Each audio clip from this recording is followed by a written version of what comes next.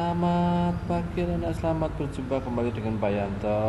Pada hari ini Pak Yanto akan menjelaskan tentang pelajaran PPKN, yaitu tema 3 sub tema 2.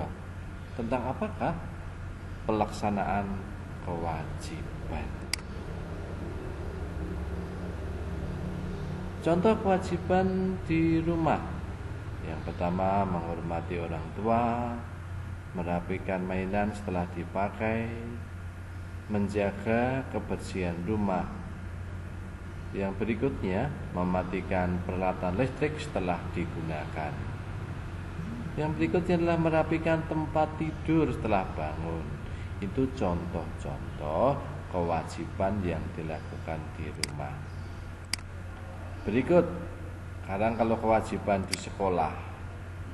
Yang pertama, kita menaati aturan sekolah yang berlaku. Yang kedua, memperhatikan guru yang sedang mengajar. Kemudian kalau kamu masuk ke sekolah, maka melaksanakan piket kelas. Kemudian berikutnya, ikut menanggung biaya penyelenggaraan pendidikan sekolah dengan membayar SPP. Yang berikutnya, nah kalau di perpustakaan maka membaca di perpustakaan dengan tenang dan tertib. Itu contoh beberapa kewajiban sebagai pelajar di sekolah.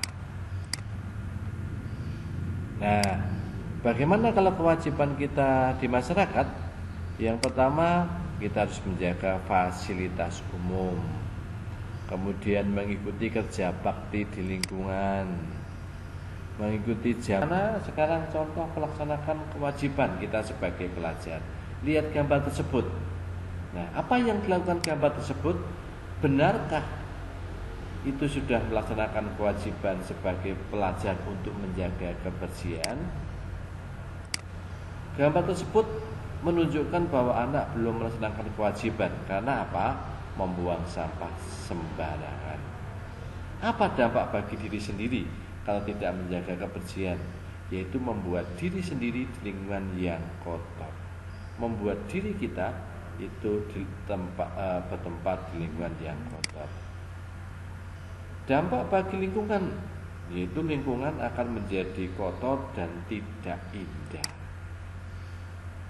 Dampak bagi orang lain, mengganggu kenyamanan orang lain. Jadi seandainya kita tidak melaksanakan kewajiban, dampaknya tidak hanya diri sendiri, tapi juga lingkungan dan orang lain. Kemudian contoh gambar berikut. Ini kewajiban seorang pelajar. Ini sedang berdiskusi. Ada 4 anak. Nah, kewajiban belajar adalah dengan rajin belajar. Itu sebagai pelajar. Bagaimana gambar tersebut? Gambar tersebut menunjukkan bahwa anak belum melaksanakan kewajiban karena ada 2 anak ini, ya. Ada 2 anak ini sama ini yang tidak semangat dalam belajar, tidak ikut. Nah, dampak bagi diri sendiri adalah kurang memahami pelajaran karena tidak mau belajar. Kemudian dampak bagi lingkungan bagaimana? Nah, pelajaran dalam kelas tidak kondusif karena ada yang tidak semangat dalam belajarnya. Bagi orang lain dampaknya juga ada, yaitu membuat orang lain akan ikut malas, ikut-ikut. Nah, teman saya malas, maka saya juga ikut malas, tidak ikut belajar. Itu kewajiban belajar. Kemudian juga perhatikan gambar berikut ini. Ini sedang berdiskusi. Nah, kewajiban mengerjakan tugas secara kelompok. Apakah pelajar ini bisa mengerjakan? Gambar tersebut menunjukkan bahwa anak sudah melaksanakan kewajiban karena mereka mengerjakan tugas secara bersama.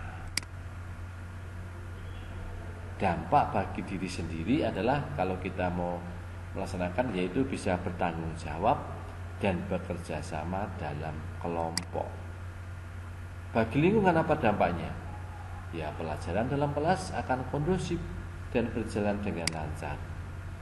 Kalau bagi orang lain, dampaknya adalah tugas kelompok mudah dikerjakan dan akan selesai tepat waktu. Berikut ini adalah bagaimana dampak kalau tidak melaksanakan kewajiban sebagai belajar. Yang pertama, kewajiban belajar menaati aturan. Apa dampaknya jika tidak melaksanakan kewajiban? Ya, suasana di kelas menjadi tidak aman dan tidak nyaman.